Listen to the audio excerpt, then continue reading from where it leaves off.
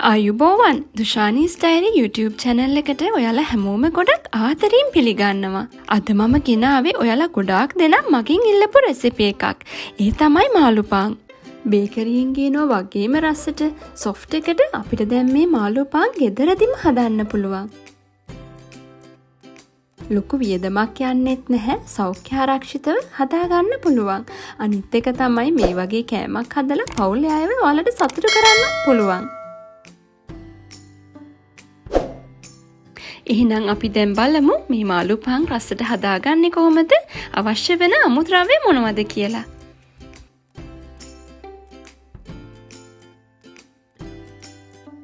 මාළුපාන් හදන්න මම අරගෙන තියෙනවා ඊස් තේ හැඳි එකක්, ඒ වගේම සීනි තේ හැඳි එකයි, මද රස්නේ වතුර කෝප්ප කාලයි. අපි මුලින්ම ඊස් ටික ඇක්ටිව් කරගමු.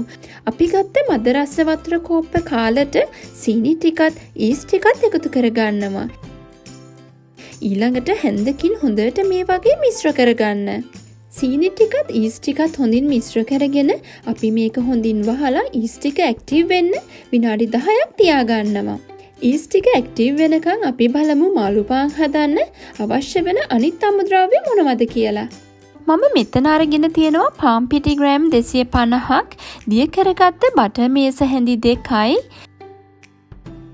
කිරි පිටි මේස හැඳි 4ක් අවශ්‍ය වෙනවා, බිත්තර 1යි, සීනි මේස හැඳි 1/2යි, ලුණු තේ හැඳයි, ඒ වගේම වතුර මිලිලීටර් 100ක් අවශ්‍ය වෙනවා. අපි දැන් බලමු පිටි මෝලිය අනාගන්නේ කොහොමද කියලා. දැන් මේ තියෙන්නේ අපි ඉස්සලා ඇක්ටිව් වෙන්න තියාගත්ත ඊස්ට් එක. මේ බලන්න දැන් මේක හොඳට පෙන දාලා පිපිලා තියෙන්නේ. අපි පාවිච්චි කරන ඊස්ට් පරණයි නම් මේ වගේ ලස්සනට පෙන දාලා පිපෙන්නේ නැහැ. මේ වගේ ඊස්ට් ටික හොඳින් ඇක්ටිව් වුණාම අපිට පුළුවන් ඩෝ එක අනන්න පටන් ගන්න. මේ වගේ බෝල් එකක් අරගෙන අපි ඒකට පාන් පිටි ටික එකතු කරගන්නවා. ඊළඟට කිරි පිටි ටිකත් එකතු කරගන්නවා. සීනි ටිකත් ලුණු ටිකත් දාගන්නවා.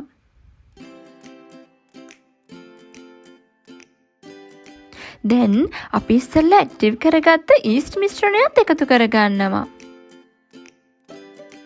අපි ගත්ත බිත්තරයත් මේ වගේ හොඳින් බීට් කරගෙන බෝල් එකට දාගන්නවා.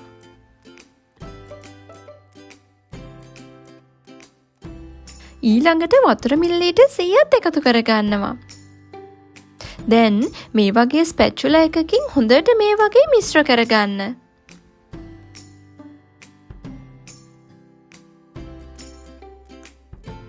මේ වගේ හොඳින් මිශ්‍ර කරගෙන අපි අන්තිමටම බටර් ටික දාගන්නවා.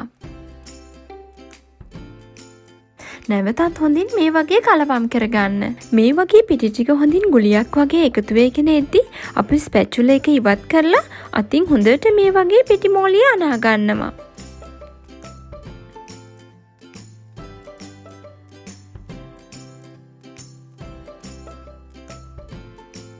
ඊළඟට අපි මේ පිටි ඩෝ එක බෝල් එකකින් ඉවත් කරගෙන පිටි ටිකක් යහගත්ත ලෑල්ලක් උඩට දාගන්නවා.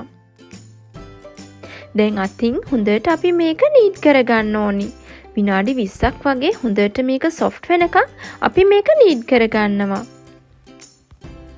පිටි මෝලිය අනාගද්දි තියෙන වැදගත්ම දේ තමයි අපි මේකට ගොඩාක් පිටි එකතු කරගන්නේ නැහැ. ඩෝ එක පොඩ්ඩක් ඇලෙන ගතිය තිබුණත් අපි මේක හොඳින් නීඩ් කරද්දි ඇලෙන ගතිය අයින් වෙනවා. ඒක නිසා ඔයාලා හරිම අඩුවෙන් පිටි එකතු කරගන්න. ඔයාලට පුළුවන් ටිකක් ඇලෙන ගතිය වැඩි නම් අත් දෙකේ පිටි ටිකක් දවට ගන්න. වීඩියෝ එකේ පෙන්වන විදිහට ඔයාලා ඩෝ එක අනා ගන්න. ඩෝ එකේ එක පැත්තකින් අල්ලගෙන අනිත් අතින් අදිමින් පෙරලමින් ඩෝ එක හොඳින් අනා ගන්නවා. මේ විදිහට ටිකක් වෙලා ඩෝ එක අනාගද්දි ඩෝ එකේ තියෙන තෙත ගතිය අයින් වෙනවා. අපිට හොඳට මේ වගේ ඊළඟට නීට් කරගන්න පුළුවන්. මේ විදිහට අපි විනාඩි 20ම හොඳට ඩෝ එක අනා ගන්නවා. මේ බලන්න දැන් ඩෝ එක හොඳට සොෆ්ට් වෙලා තියෙන්නේ. ඒ වගේම ඩෝ එක අතේ ඇලෙන්නෙත් නැහැ. මේ වගේ ඩෝ එක ඇද්දාම රබර් එකක් වගේ ඇදෙනවා. ඒ කියන්නේ අපේ ඩෝ එක හරියටම නීට් වෙලා තියෙන්නේ. දැන් අපි ඩෝ එක අනාගෙන ඉවරයි. අපි දැන් මේක පිපෙන්න තියාගමු. අපි ඉස්සෙල්ලා පිටි අනාගත්ත බෝල් එක අරගෙන මේ වගේ බටර් ටිකක් ගා ගන්නවා. ඊළඟට ඩෝ එක මේක ඇතුලෙන් තියලා ඩෝ එක උඩිනුත් හොඳට බටර් ටිකක් ගා ගන්නවා. ඊළඟට අපි මේක හොඳින් වහලා පැයක් පිපෙන්න තියා ගන්නවා. ඒ කියන්නේ ඩෝ එකේ ප්‍රමාණය දෙගුණයක්ම වෙනකම් පිපෙන්න තියාගන්න ඕනි. අපි දැන් මේක පිපෙන්න තියලා මාළුපාන් පිරවුම හදාගමු. මාළුපාන් පිරවුම සඳහා අපිට අවශ්‍ය වෙනවා ටින් මාළු. ටින් මාළු මම මෙතන ග්‍රෑම් 200ක් පොඩියට කඩාගෙන අරගෙන තියෙනවා. ඒ වගේම අල ග්‍රෑම් 150යි. අල ටික හොඳින් කහ ලුණු දාලා තඹගෙන පොඩි කරගන්න. ඒ වගේම අපිට සුදු ලුණු බික් 3ක් පමණ අවශ්‍ය වෙනවා. අමු මිරිස් කරල් 2ක් මේවා හොඳට පොඩියට කපා ගන්න. හිනියට කපාගත්ත කරපිංච ටිකක්, රම්පේ කොළ 2ක් පමණ, කුරුඳු පොතු කැබැල්ලක්, ඒ වගේම හොඳින් කුඩු කරගත්ත එනසාල් කරාඹු නැටි අවශ්‍ය වෙනවා. ඊළඟට මම මෙතන බීලුණු ගෙඩි භාගයක් පොඩියට කපාගෙන තියෙනවා. ගම් මිරිස් කුඩු තේ හැඳි 1යි, මිරිස් කුඩු තේ හැඳි භාගයයි, ඒ වගේම කැලි මිරිස් කුඩු තේ හැඳි භාගයයි, කහ කුඩු තේ හැඳි කාලක් අරගෙන තියෙනවා. දෙහි යුෂ තේ හැන්දක් අරගෙන තියෙනවා. රස අණුව ලුණු අවශ්‍ය වෙනවා. ඒ වගේම තෙල් මේස හැඳි 2ක් අවශ්‍ය වෙනවා. මේ හැමදේම මම ඩිස්ක්‍රිප්ෂන් බොක්ස් එකේ දාලා තියෙනවා. ඔයාලට එතනින් අරගන්න පුළුවන්. අපි දැන් පිරවුම හදාගමු. මේ වගේ පෑන් එකක් ලිපේ තියාගෙන අපි ඒකට තෙල් ටික දාගන්නවා. තෙල් ටික හොඳින් රත් වීගෙන එද්දි අපි මේකට හිනියට කපාගත්ත කරපිංච ටික දාගන්නවා. රම්පේ කොළ ටිකත් කුරුඳු පොත්තත් දාගන්නවා. දාගෙන හොඳට මේ ටික බෙදෙන්න දෙන්න. රම්පේ කරපිංචවල පාට ටිකක් වෙනස් වීගෙන එද්දි අපි මේකට ලුණු ටික දාගන්නවා. ඒත් එක්කම අමු මිරිස් ටිකත් එකතු කරගන්නවා. දැන් නැවතත් හොඳින් ලුණු ටික මැලවෙන්න දෙන්න. ලුණු ටිකක් මැලවීගෙන එද්දි අපි මේකට කපාගත්ත සුදු ලුණු ටිකක් දාගන්නවා. එනසල් කරාඹු නැටි කුඩු ටිකක් දාගන්නවා. දැන් නැවතත් හොඳින් මිශ්‍ර කරගන්න.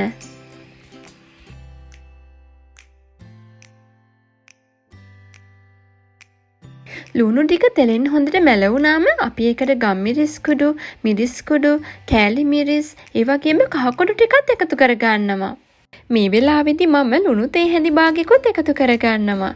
එකතු කරගෙන හොඳට මේ වගේ මිශ්‍ර කරගන්න. ලිපේ ගින්දර අඩුවෙන්ම තියාගෙන තවත් විනාඩියක් වගේ මේ ටික හොඳට ටෙම්පරාදු කරගන්න.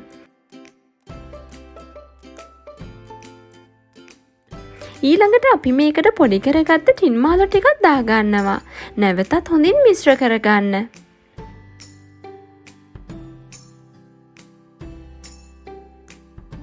ටින් මාළු ටිකත් තෙලෙන් හොඳට මැලවුණාම අපි මේකට තඹගත්ත අල ටිකත් එකතු කරගන්නවා.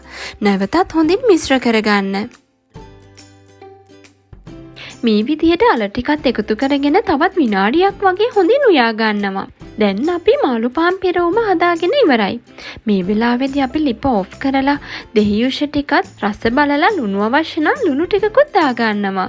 මට නම් ලුණු මදි, ඒක නිසා මම තවත් ලුණු ටිකක් එකතු කරගත්තා.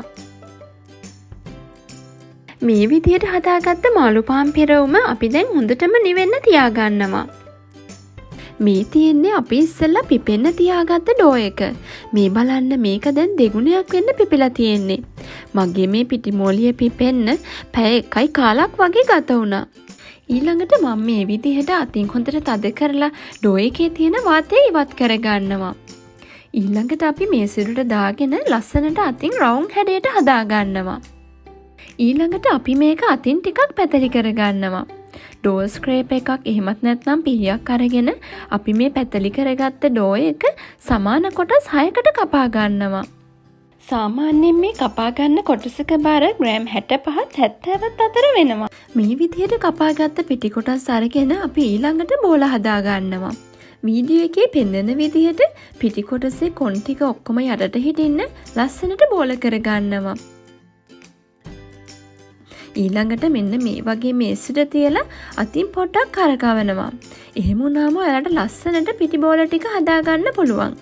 මම ඔයාලට තවත් පිටි බෝලයක් හදාගන්න හැටි පෙන්නන්නම්.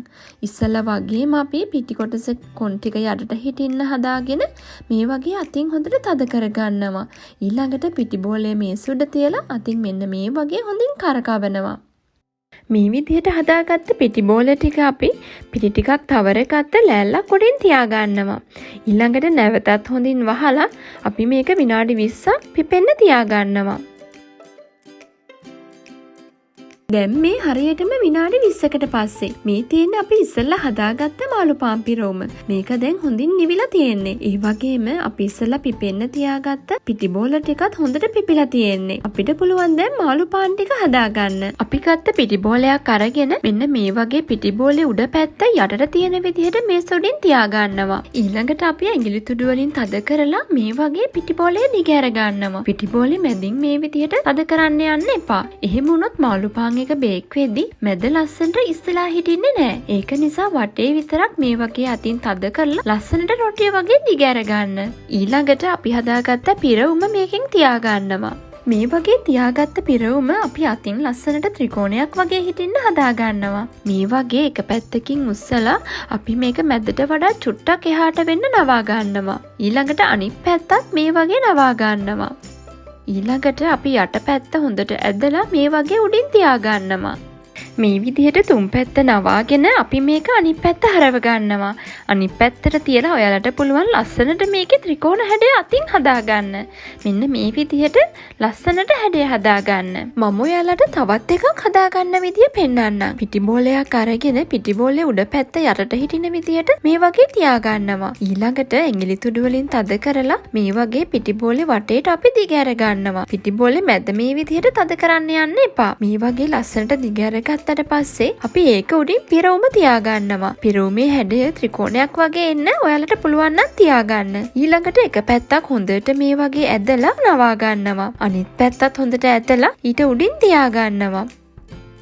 ඊළඟට යට කොටසත් හොඳට ඇදලා උඩින් තියාගන්නවා. ඩෝ එක ගොඩක් ඇදෙන නිසා ඔයාලට මේක හොඳට ඇදලා හදාගන්න පුළුවන්. ඔයාලට හිතෙනවා නම් මේක හොඳට සීල් වෙලා මදි කියලා ඔයාලට පුළුවන් මෙන්න මේ වගේ දාර ටික හොඳට අතින් තද කරලා ඒ කියන්නේ පින්ච් කරලා ලස්සනට දාර ටික සීල් කරගන්න. දැන් අපිට පුළුවන් මේක අනිත් පැත්ත හරවලා ලස්සනට ත්‍රිකෝණ හැඩයට හදාගන්න. මුලින්ම මේ විදිහට හදාගද්දි ටිකක් වෙලාව ගත වෙයි.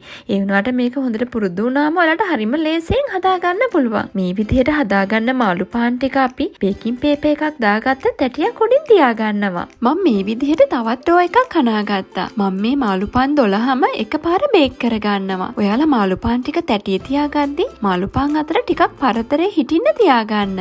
අපි මේ ටික ආයෙමත් වහලා පැය භාගයක් මේ ටික හොඳින් පිපෙන්න තියාගන්නවා. මාළුපාන් වල ප්‍රමාණය දෙගුණයක් වෙනකන් තියාගන්න ඕනි. මේ බලන්න මේ තියෙන්නේ හරියටම පැය භාගයකට පස්සේ. අපේ මාළුපාන් ටික හොඳට පිපිලා තියෙන්නේ. අපි දැන් මේ ටික බේක් කරගමු. බේක් කරන්න කලින් අපි මේක එග් වොෂ් කරගන්න ඕනි. බිත්තරයකට කිරි තේ හැන්දක් දාගෙන හොඳට බීට් කරගන්නවා. ඊළඟට මේ විදිහට හදාගත්ත එග් වොෂ් එක අපි මාළුපාන් ටිකේ හොඳට ගා ගන්න ඕනි. අත ගොඩාක් තද කරන්නේ නැතුව මේ වගේ පරෙස්සමට මාළුපාන් උඩින් මේ එග් වොෂ් එක ගා ගන්න.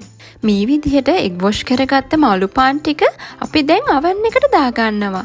සෙල්සියස් අංශක 180ට ප්‍රීහීට් කරගත්ත oven එකේ අපි මේක විනාඩි 20ක් හොඳින් බේක් කරගන්නවා. වීඩියෝ එකේ පෙන්වන විදිහට oven එකේ උඩයි යටයි දෙකම රත් වෙන්න දාලා මැද රැක් එකේ තමයි අපි මේ ටික බේක් කරගන්නේ. මේ තියෙන්නේ හරියටම විනාඩි 20කට පස්සේ. අපේ මාළුපාන් ටික දැන් හොඳට බේක් වෙලා තියෙන්නේ.